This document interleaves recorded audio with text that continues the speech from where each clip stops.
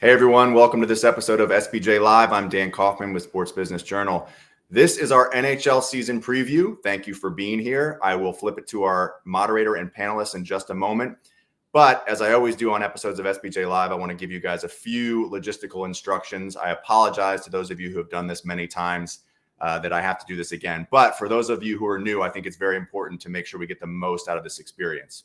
So here are the two things that I'm going to ask of you, the audience, as you're joining us here. One, in the chat bubble on the right-hand side of your screen, I'd love it if you introduce yourself there. Tell us who you are, where you're coming from. And then if you see people who you know in the chat, feel free to chat with them as well. We love that kind of interaction here at SBJ Live.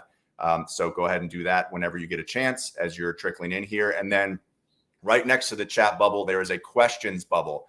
We want your questions. Alex has a ton of great questions for our panelists here, but we want audience questions. And don't wait till the end to send your audience questions in. We don't have a designated Q&A period at the end. We want to weave those questions in throughout. And in fact, there's an upvote feature that you can use with the questions. So get your questions in early. Maybe you get a lot of upvotes from the other audience members, and we'll make sure that we get to those questions that get the most votes. Okay, that's it. It's pretty simple. We'll go for about 45 minutes. If we've got a ton of questions and we're just rolling along, we'll go a little bit longer, maybe about an hour. But thank you for being here. It's my pleasure to welcome you to the NHL Season Preview episode of SBJ Live. We've got Jim Van Stone. He's the President of Business Operations and Chief Commercial Officer at Monumental Sports and Entertainment. And Kyle McMahon. He's the Senior Vice President of Global Business at the National Hockey League. And moderating everything is Sports Business Journal's Alex Silverman. Alex, the stage is yours. Thank you. Awesome. Thanks, Dan. Thanks for facilitating. Really excited to have two awesome guests here, and Kyle and Jim.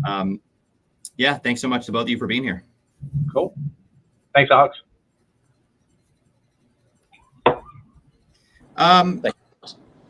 So let's start big picture here. Just we'll start with you, Kyle. Just what's one thing on the ice and one thing off the ice that you're excited for this season? It's always hard to label one, and this is absolutely not to suck up to Jim, who's on the call as well, but this is going to be a great season. It's probably going to take more than a season, but to continuing to watch Ovi skate towards a record that nobody thought was ever possible to be broken, the ultimate NHL goal scorer.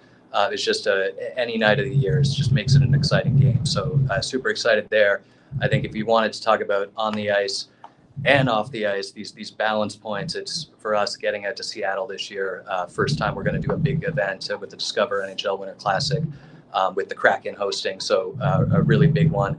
And then, of course, we've got our 20th anniversary game sort of kicking off the season up in Edmonton at the site of the very first ever outdoor game. So two pieces that are really a big part of our Jewel event schedule. That's going to be a big driver of our commercial revenue, but really exciting from a hockey fan standpoint as well.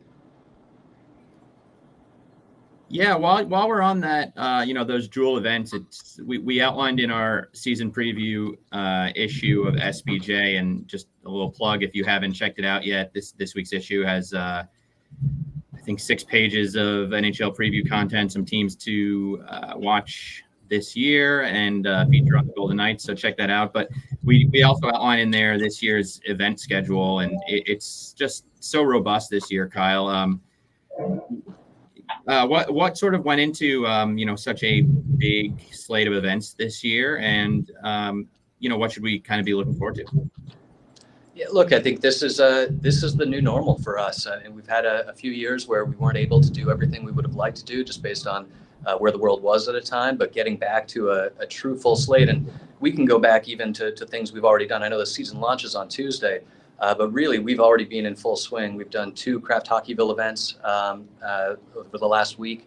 Up in Canada, we've had a Global Series event out in Australia.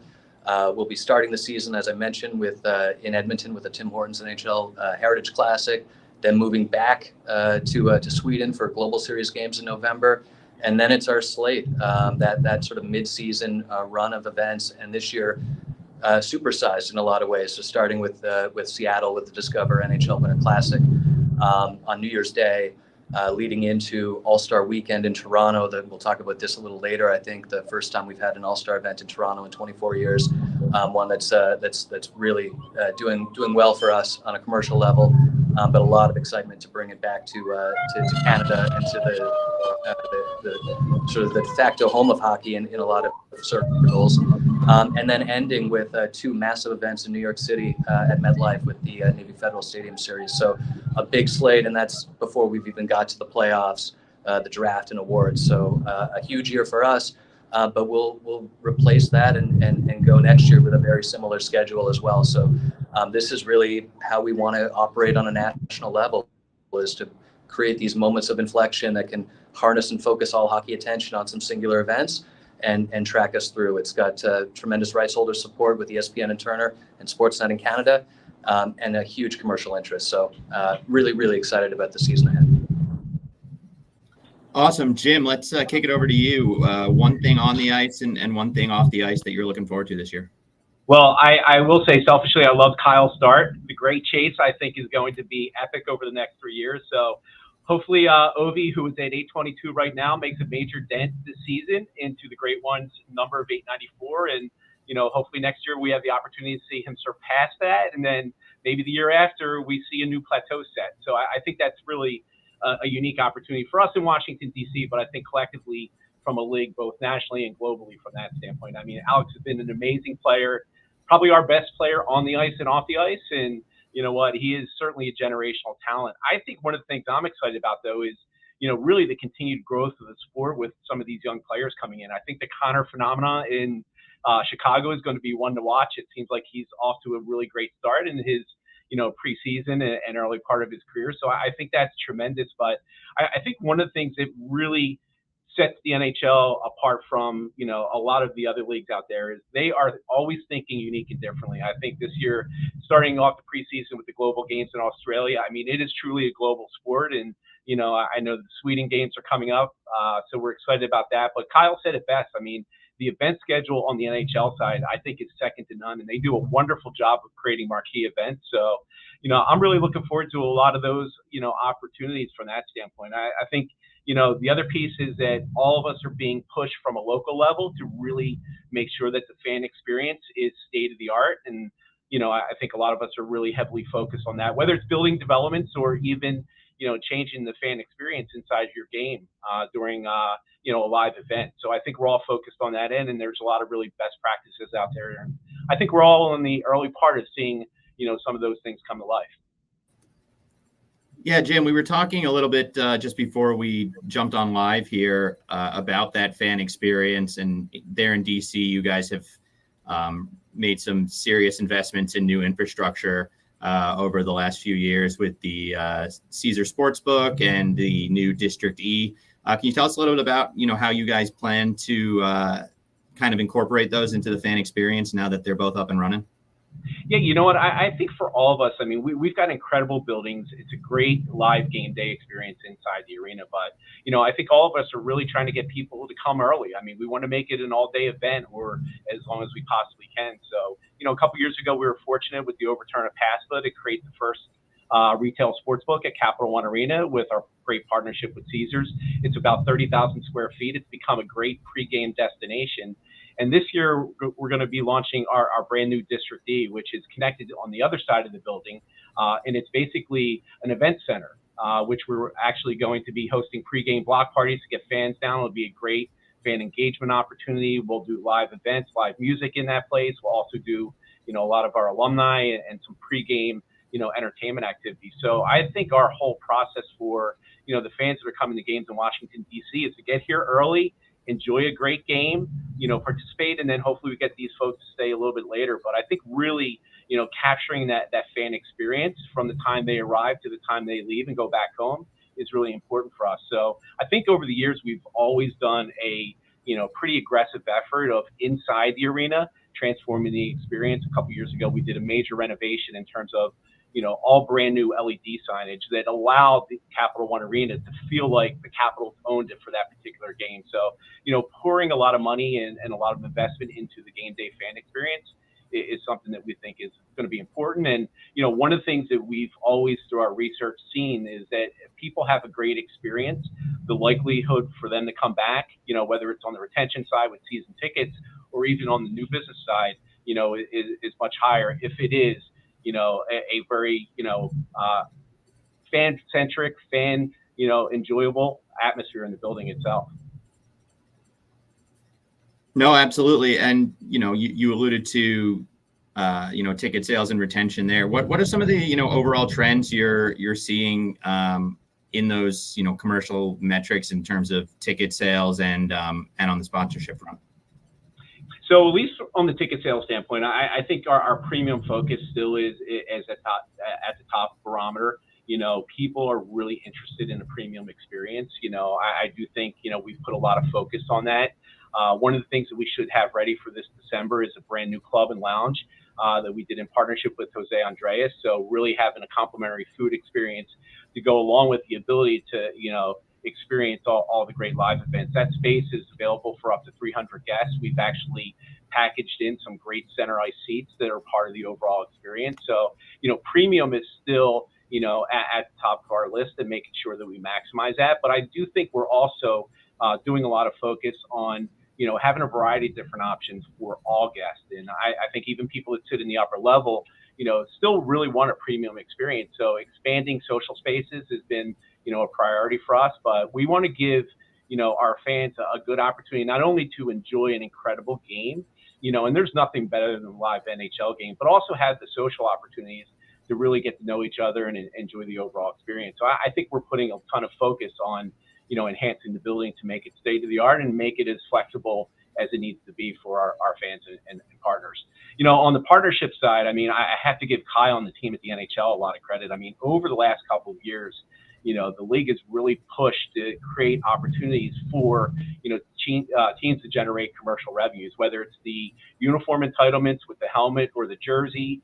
Certainly over the last year, the DED, I think, which has been absolutely phenomenal rather. And then, even the in-ice virtual slot signage, I think has been great. So the league has always pushed the envelope in terms of, affording teams the opportunity to really diversify the offerings. And, I think a lot of us are also putting a lot of focus these days, Alex, on content. Being able to tell the story of the athletes on the ice, but also off the ice, I think is tremendous value. And a lot of our partners want to be, tied into that unique content that we're creating. Yeah, you mentioned DEDs, and that was obviously such a huge development in the sport last year. That technology, has really changed the way that dasherboard advertising is been sold. What were sort of your big takeaways from the first year of that, and any learnings that you're going to kind of apply going forward in year two? Yeah, I think for us, what we loved about the DED, and the league did an incredible job. I think they sliced up really the inventory for you to be able to do it in a variety of different ways. So, from at least my standpoint, the ability to do a full takeover, I thought was great. The ability to, split it into thirds if you wanted to. I think the opportunity to have it look, very similar to, the traditional dasherboards, I think was phenomenal on that front. I think, the other piece is the way we were able to sell it, both home and away and national, I think really created great opportunities. So the flexibility of this allowed us really to curate our message for our partners to what they were looking to, really accomplish in some of their goals and objectives. So I think the flexibility, from that standpoint was great. For us in DC, we decided to do the full takeover. It seemed to work really well for us. And, I think from, a learning process for us, now we have really a good case study of partner case studies of what's worked effectively, whether it's from the content itself, whether it's from, the way the brand's represented. So, we've tried to spend the off season meeting with a lot of our partners to show them really the best case, sampling of artwork that was done, over the course of all of our partners. So I think we've really made some good inroads on it. And, I do think the long-term vision of, creating more value and more revenue potential, I think is unlimited, when it comes to the DED. So I think it's a great accomplishment from the league. And, I know Keith and the team really put a lot of work on it, over the last 5 or 6 years, but I think it's a game changer, for us from a revenue development standpoint. Yeah, I just want to jump in there too, Alex, and apologies for having a couple technical issues, like getting booted out a couple times, but I caught the end of what Jim was saying, and I think he nailed, from our standpoint, the value from on a local level is giving our clubs, who are the best at selling their markets, the ability to truly sell their market more of the time. So whether you're on the road in a regional game or at home, that audience on your network is there for you, and being able to bring brands that exposure across the full slate of games is a game changer. On a national level, it's really being able to unlock the geographies that have been limited. So we've had 40 years of fixed signage where everyone's been selling, one of 24 essentially equal positions, some of them a little more valuable based on being in the corner in the attack zone versus the neutral zone, but largely, this a similar asset, and being able, as Jim mentions, to be able to slice and dice and build up on rotations and not have that wallpaper effect that comes in over time in a sporting event with fixed signage that's static throughout the game, really creates value and allows us to unlock something that we haven't had before. And when I look at what we're able to do on a global level now with unique feeds going into different countries around the world, specifically in Canada, where we've had 7 teams for years, but have never really been able to bring our biggest brand partners on a national level into the Stanley Cup playoffs. 2/3 of Canadians tune in to some of the Stanley Cup playoffs on Sportsnet, and we were feeding them US-only partners, Geico, Mass Mutual, Discover, brands that don't need exposure in the country. And by taking DED and allowing us to give that exposure and that value in an amplified way, because it's now not just a logo exposure, it's actually a marketing vehicle for those brands on ESPN and Turner, we're unlocking value that we've never had for Scotiabank, Tim Hortons, Canadian Tire, these brands that want to be a part of the hockey conversation and be authentically embedded in the sport, but have never been able to because of the group. So I think DED on a first-year basis already delivered massive amounts of league-wide revenue, and that's in a conversion year. So I think what we're seeing now as clubs get into it and as the league starts to really look at renewals that are coming in and being able to right-size the amount of inventory that brands need, is going to allow us to continue to evolve how we go to market and how we show up inside some of the most valuable content on television, live sports. And I think, just adding into that, Kyle, I think we're only on the forefront of this. I mean, I cannot wait to the opportunity where the game day integration piece is a part of it. So if there's a goal moment and Capital One owns the goals inside our arena, to be able to transition that and have it on the DEDs as that goal moment, I think it's incredible. Penalty kills are another great opportunity. So the integration of that, I think we're on the early stages of that, but the potential of that to me is unlimited. And I mean, when you're selling a partner an in-game feature that is now delivered on, households, we have almost 3.2 million households in the greater Washington region, but to be able to have that moment transitioned on the broadcast side of it, I think is really unique. And the value proposition of that is just going to escalate really, really high. Yeah, Jim is absolutely right. This is, the first step of what will be a marathon as we really unlock the true potential of this. And even on that, where we want to get to, Jim had already alluded to the idea of being able to tie it into statistical moments in the game that can't be contemplated, that just have to happen. Getting there is another evolution. But this year, even on its own, we'll be trialing on the national level some production enhancements. So we've got a commercial format that's going to change or stay roughly the same to what we saw last year.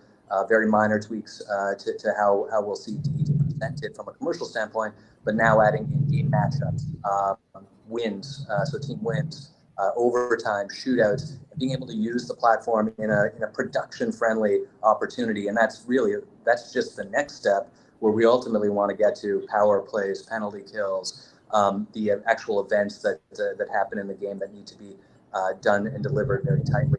That's where we ultimately want to go. But another step forward on a product that we hope is going to be fueling the business for the next 40 years, as we had fixed boards before for the past 40 years. So it's an exciting moment. Yeah, and I think one of the big, with every sports property, especially the big ones, the ones that are really at a mature state here in North America, there's a big focus on international for revenue growth. I mean, how much has this technology enabled you to grow revenue on the international front, Kyle? Well, it's still early days, right? Last year we had one global feed. We will be rolling out additional feeds this upcoming season. So we're really going to start to see the first wave of unique brands and unique regions. But like I said, this is a marathon. We're not looking to accomplish and build everything overnight. It's going to be a long haul, and part of it is the work we're doing to get our teams over to play games in the markets, build fan experiences. Broadcast is a big part of that, putting the games on more accessible channels. DVD, it's a big part of that. From a sports betting standpoint, it's already being widely used. We're now in the process of taking those and then building into more traditional commercial relationships. So DED will be a big part of that. So it's starting, but I wouldn't say we're anywhere near done. Gotcha. While we're on the subject of international, we do have a question from the audience. Admittedly, I'm not super knowledgeable on hypersonic travel, but the question asks, with hypersonic travel being a reality in the next few years, what might that do to open up international possibilities for teams or the league? I don't know how well versed you guys are in hypersonic travel specifically, but maybe we can just broaden it a little bit to, what might be sort of the next frontier for the league, Kyle, when it comes to international. Look, I certainly can't speak to what we will do in the future, but I think if you look across all the leagues, playing games and getting the teams into markets outside North America is the first stage in how you drive global fandom. I think we've been doing it for years. We'll continue to sort of press in, and I think if we can find a way to get teams there and back more quickly, where it actually feels similar to a cross-continent road trip, then it opens up opportunities to do more games across the season and really schedule out. But what you're seeing right now with Australia and Sweden, where we want to go and get into some of the bigger commercial markets, as we've done in the past with games in Germany and Czech Republic and others. There's a lot of hockey interest in Europe, which is really the first market that we need to really put a foothold around. We've got so many of our players coming from there. They are brand name celebrity stars. We need to use that and continue to push out and grow that hockey fandom means NHL fandom at the professional level. And so you'll continue to see that push, and as we get better ways to get our teams over and back, it will make it easier to do more. But the plan right now is not just live game. It is centered around the live game, but then it's all of the arms and shoulders that we can add to it to make an experience and to make it easier to be a fan in a market where you're traditionally watching games live in the wee hours of the morning or in condensed replays early in the day. So it's about creating access, but also about creating a way for them to share in that live experience. Kyle, it sounds like an incredible sponsorship opportunity. If you can find that airline that can do the supersonic travel, I mean, you know what? It sounds like there could be a lot of money to be made in sponsorship dollars and revenue from that standpoint. It is. It's about time. What's that? It's about time. We lost the Concorde years ago, and we went backwards. We've got to find a way to get there faster.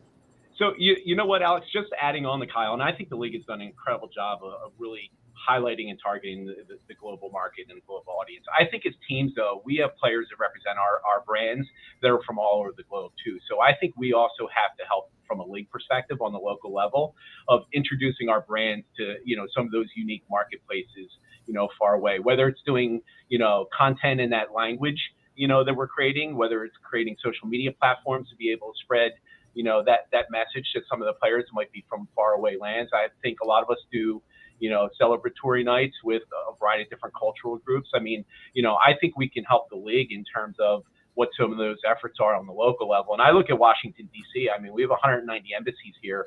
1 in 5 people are foreign born. There is a unique global audience of hockey fans that live in our market that we can help the league in terms of, really exposing the game to a greater audience. And, I do know Kyle and the team do an incredible job of broadcast. I mean, Kyle, it's probably well over 150 countries around the world, I think, are actually probably, receiving an NHL broadcast. So I do think it is a growing opportunity collectively. Yeah, it's absolutely the numbers. If it's not that, it's very close, Jim. And certainly the push as those deals are renewed is to get those into more free to air or early bundled rather than the premium tier places that they sometimes get to. And that's just adding access, right? It's also the 9 languages that we offer NHL.com content in, that's giving fans a way to connect with the sport and their favorite player in their language. Awesome. And thanks to Lawrence Kaiser for out in Las Vegas for that question. Good message from him in the chat. I will check out that article from John Wall Street about this this hypersonic travel. And, I obviously think that when, you have the league going to places like Australia, anything that can expedite that, what is currently probably a 15+ hour flight would be, super helpful in terms of spreading the brand.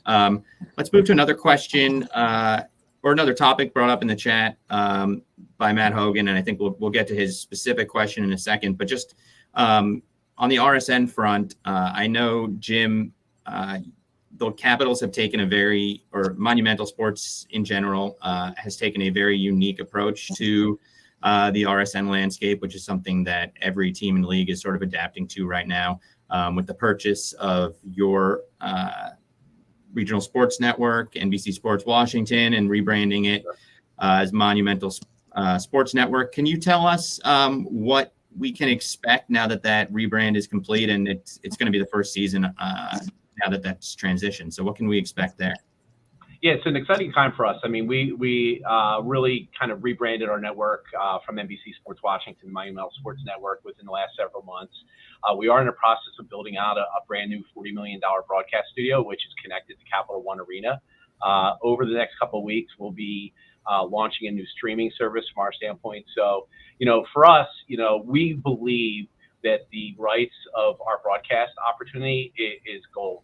And that was why we were really so focused on, acquiring the rights back, from Comcast, which we were partners with for a long, long time, and good partners. But, we felt for us, by having the media side of it, it really was a 360 solution for a lot of our partners and fans to be able to tell our story a little bit. So not only do we own the sports entertainment piece of it, we own the venues, now we own the media side. So I think it really helps us amplify the positioning of our properties and brands in the local community. And, we're approaching, I would say, the game day experience on the broadcast side like you would see college game day. I mean, we're talking about 4 or 5 hours of programming leading into a, Capitals or Wizards game in the evening. I mean, we're talking about, some of the all-time great shows and great games and doing a replay of those. We're talking team magazine shows.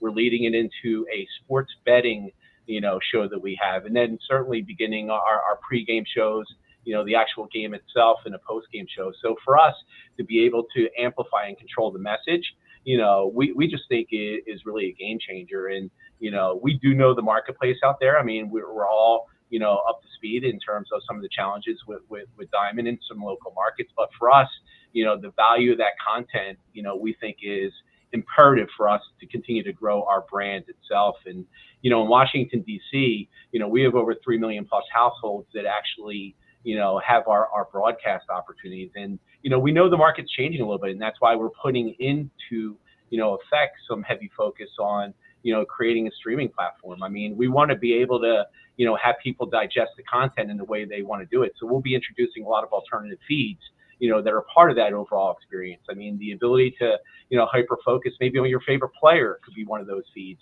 And certainly I think the goal record that Obi's going for, I think there'll be a lot of demand on that end. But for our partners too, I think it's been a great lift from an advertising standpoint, because, they basically now they're able to distribute their message, not only on our sports and entertainment in-venue piece, certainly social media, but now it's part of the broadcast side. So we're looking at a lot more, opportunities to really have that, message integrated completely in terms of the overall delivery of our Capitals brand or Wizards brand. So, for us, I mean, this has been, I would say a no-brainer. And the fact that, having all that, full capabilities, we think is really something that's, truly monumental for us, and something that's going to be really valuable for the fan engagement piece of our business.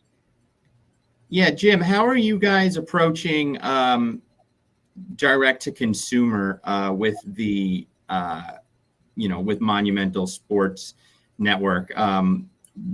what sort of, how do you guys look at that opportunity, and do you anticipate at some point, making Capitals and Wizards games available outside of the cable bundle?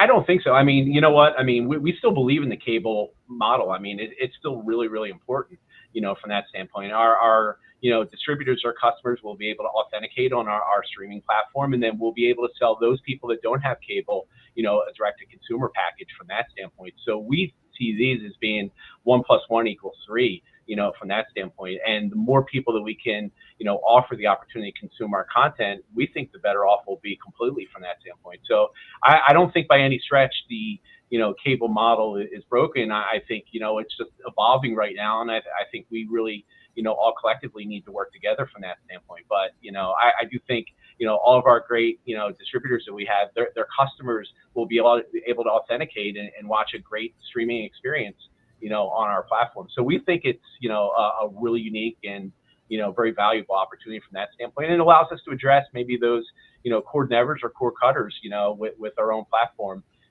for them to be able to, take in all of our Capitals and Wizards programming. Gotcha. So just to clarify, will the games won't be direct to consumer, or won't be available to non-cable subscribers at this point, but like some ancillary content will be? Or no, the games will be. I mean, when we launch our direct to consumer, yeah. I mean, but cable subscribers will be able to authenticate, on our streaming platform to be able to watch those games. But yes, people that don't have cable, will be able to offer an opportunity on our direct to consumer platform. Gotcha. Okay. Kyle, Jim alluded to the situation with the Diamond Sports Network. And, I talked to the commissioner about this in the season preview, so I would definitely direct people to that.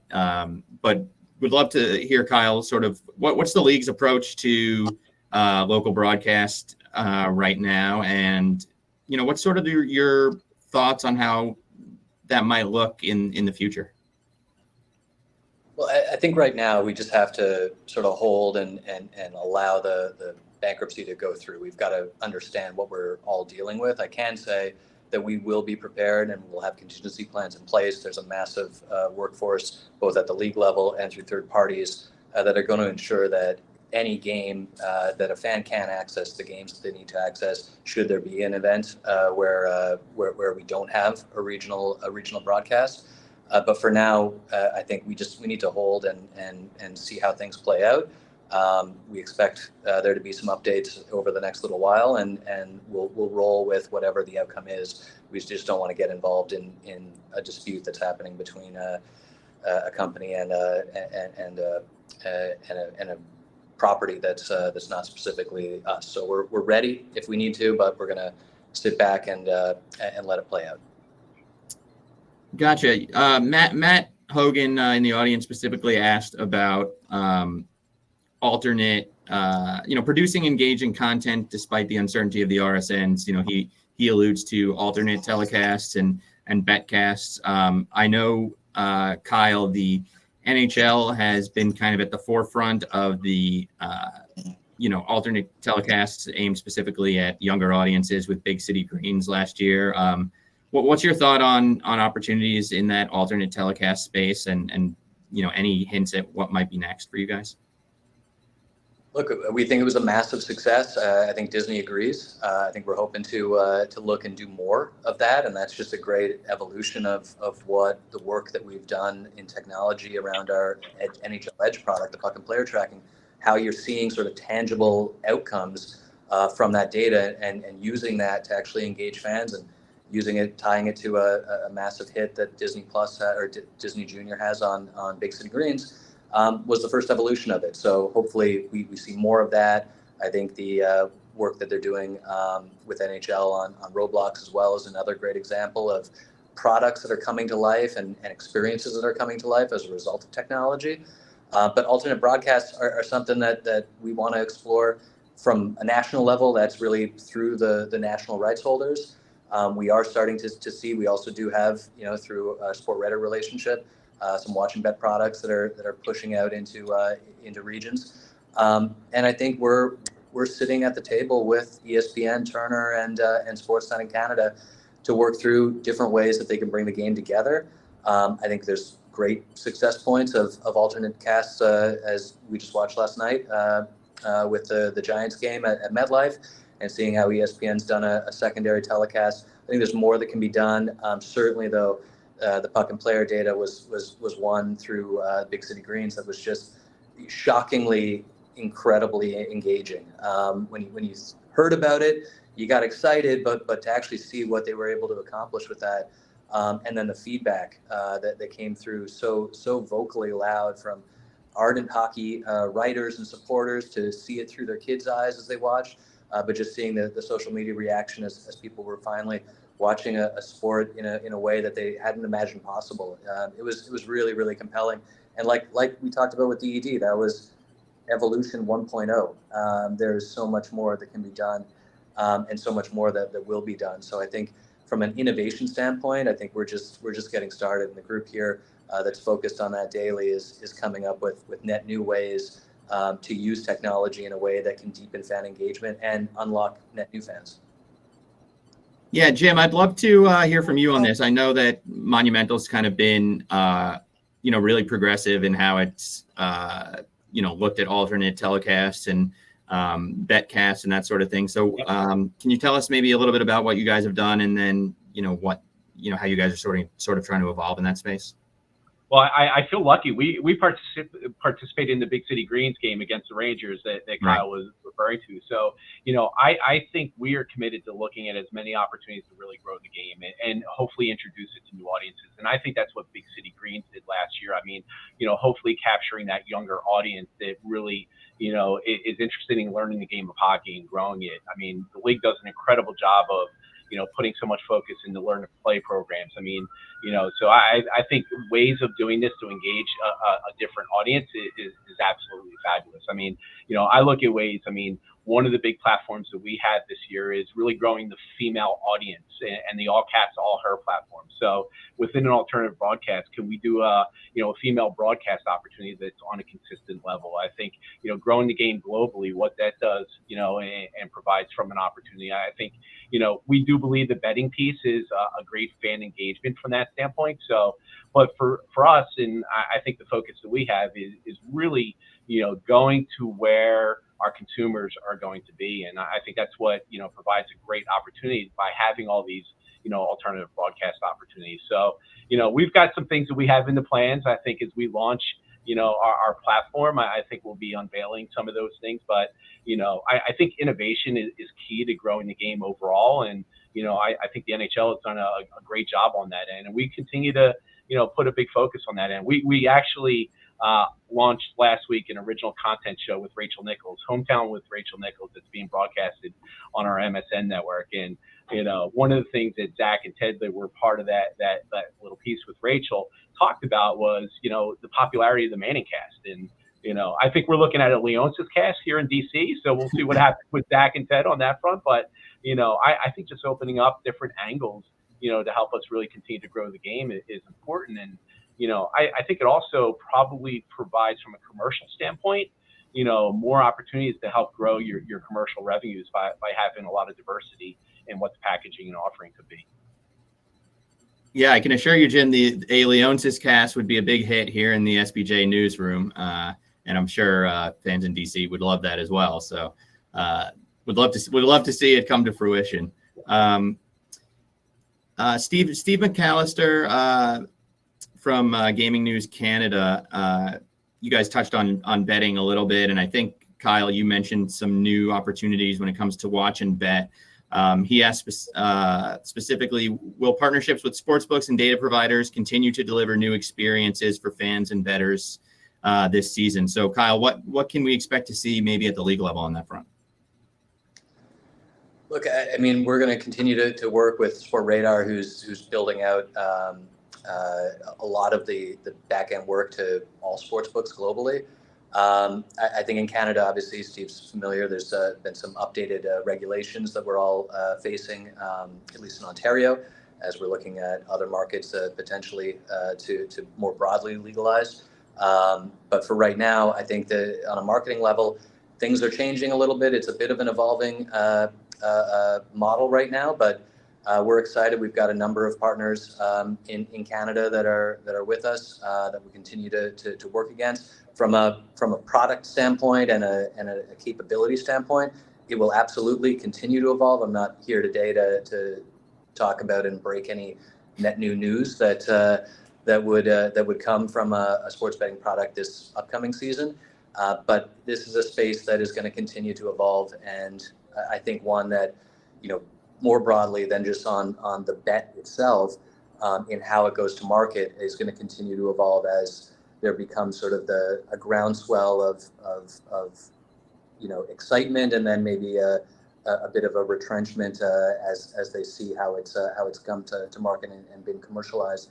So we're working with that. I think we know we have a big seat at the table in Canada as one of the larger properties, and we owe it to the industry, and we owe it to our fans to make sure that we're operating with as much integrity as everyone expects us to, and to ensure that we're not taking a category and overdoing it to a point that's hurtful and harmful to the overall fan experience. So we're watching, and we're listening to the regulators, we're listening to our partners, and we're listening to fans, and we want to find the right balance moving forward. Yeah, Jim, would love to hear, at the team level, you guys obviously have a very unique platform with the Caesar Sportsbook there. How are you guys approaching the betting space? So, it's amazing when you have a new category like this, and PASPA was only a couple years old. I mean, I think we're onto the right piece in the fact that people are asking for more and more and more. So, I think we have to probably take a step back sometimes and celebrate the successes that we've had a little bit, with certainly an eye for the future. But I mean, the demand and the engagement opportunity, I think has been game changing, both from a team standpoint, a league standpoint, and really, the fan piece of it. I think for us, certainly in our buildings, I mean, connectivity, is absolutely critical, especially if we're talking about anything when it comes to, in-game betting opportunities. So I think making sure that our, buildings are really optimized for the best amount of connectivity is going to be critical. I am a firm believer, and I hope it happens in, every other U.S. sports arena, that, a retail sports book is part of the overall DNA, because I do think it makes our buildings come alive 365 days a year. And not only we're just NBA basketball or NHL hockey buildings, now we are all sports buildings. So, from that standpoint, I think it really helps, quite a bit. I think the one thing that we definitely need to continue to be focused on, and here in DC, we've got a great partnership with the American Gaming Association, and also Caesars is a priority for them, is responsible gaming and educating, the marketplace, because things have happened so quickly that I think, we owe it to the fans to make sure that, we're educating in the best steps that we can. So, I love the opportunities of what, in-game betting is going to be. I think there's still a little ways away from that standpoint. And I think Kyle's right. I mean, we've known the folks at Sport Radar for a long, long time. I think, working with organizations like that will put us in a much better situation. But, for us, I mean, I will say Caesar Sportsbook at Capital One Arena has really transformed the game day experience for our guests coming into the buildings. And, I give credit to both the NBA and the NHL for really leading the charge. Both of them, for us here in Washington, D.C., we're incredible partners, in terms of going through the approval and evaluation process. But I still think we're just on the early stages of this, of what it's going to be. And, I think it's really in a good path and, really good direction as we move forward. Kyle, we got a question from Howard Broadwin out in LA. He asks, are there any new activations or initiatives planned around the league's charitable programs, such as Hockey is for Everyone, Hockey Fights Cancer, and NHL Green? I know there are a couple of big anniversaries for your CSR initiatives this year. What can we expect on those fronts? There's one that I'm not allowed to share yet, but hold for hopefully a big announcement in the coming month. And no, I think we continue to use NHL Green as our umbrella to talk about the sustainability programs that we and our clubs are working with. We're infusing that, not as a title or an anchor level, but into partnerships as we move forward, especially as we look at legacy initiatives that we're leaving behind in markets where we go through. We continue on community events through Hockey Fights Cancer from a licensing level and others, but look to do more with all of those. And it's still just an evolution, but I think the big story, the hook that I think Howard's looking for, I'm not ready to say that we're gonna announce anything today, but I would say it would not be out of the question to imagine seeing that in the coming season. Awesome, and in the interest of equal time, Jim, would love to hear about anything in the community that that stands out for what Monumental's planning this season.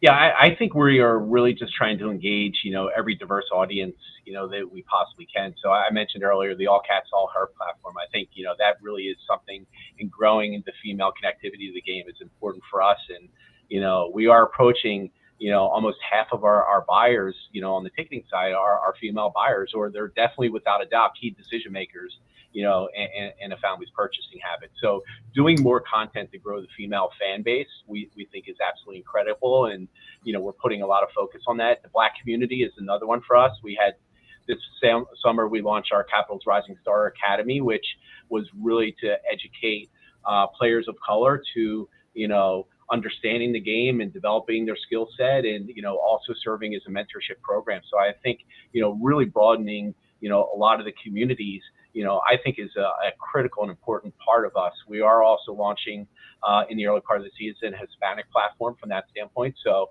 I think trying to expose as many people as we can to the game is really critical and important. It's a responsibility of us as the local teams to really make sure that we're well represented in our community. So I think there's a lot more, certainly focus on the diversity and inclusion side of our overall platform. And, I think the feedback we're getting so far is really resonating. And, I think it's telling us as a local club that we need to do more, in terms of growing the game. And I will say the league has done an incredible job of, sharing a lot of, I think best practices of what teams do on a local level. And I think every one of us is, at the end of the day, a student of the game. I mean, we hear what other peers are doing in their markets, and, it's allowed us to really add on and complement some of the existing program that we have in a really impactful way from that standpoint. So I see that being a continued growth opportunity. I think the other piece from a league standpoint, and Kyle probably knows this much better than me,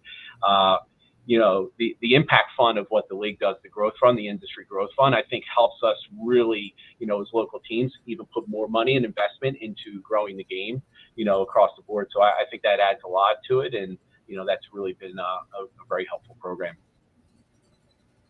Yeah. And go ahead, Kyle. On that, I'll just jump in and say, it's the 10th anniversary of that industry growth fund that came out of our last CBA. And the work that's been done when you look at the projects that clubs have built, so either new rink facilities and others, accessing that capital in order to be able to make the game more accessible in the communities, the Learn to Play program that we're doing across our 32 markets, now leading into really tens of thousands of people, mostly from communities that would not otherwise have access to participate in hockey, learn to love the game through this program, and continue on in a subsidized outreach through USA Hockey to continue playing and growing. And that's a participant, but that participant is a family when you really start to look at it, and how we're really trying to grow fan interest from the ground up, while we also use the megaphone of our rights holders and our own properties and platforms to push the message broadly. So I think the IGF has been a game changer, and again, I give a lot of credit to our executive, but certainly the Players Association, for realizing that we're all committed to growth together, and we've got to invest through the dollars that are coming in and put it in a place where it can be used efficiently. So I think there's been a lot of great stories, and more will come from IGF as it continues. Yeah, no, absolutely. Definitely expect a story in SBJ at some point this season on the 10th anniversary of the IGF. It's been such a great platform for the growth of the game in North America. I will turn it back over to Dan in just a second to let you guys know what else is coming up on SBJ Live. But Before I do that, guys, any final words? Anything else we haven't touched on that you would like to share? I would say try to capture as many NHL hockey games that Alex Ovechkin is playing in this year and track his chase. It is going to be the most epic story. And Alex, I read a lot of things about what was the hardest record in all sports to break.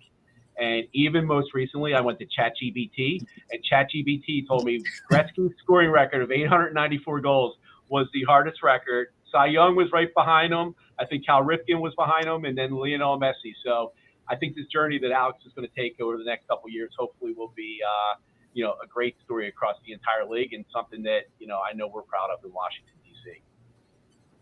All I'll add to that is, and we love Alex, we want you to watch there, but we also want you to tune in on Tuesday, October 10th on ESPN for triple header, NHL Face-Off, and then the following night on Turner for the kickoff of Warner's package as well with a doubleheader there. So great slate of games coming up, and it's going to be an amazing season. Vegas for the banner raise on opening night, and 2 games with Connor Bedard right off the top of the season.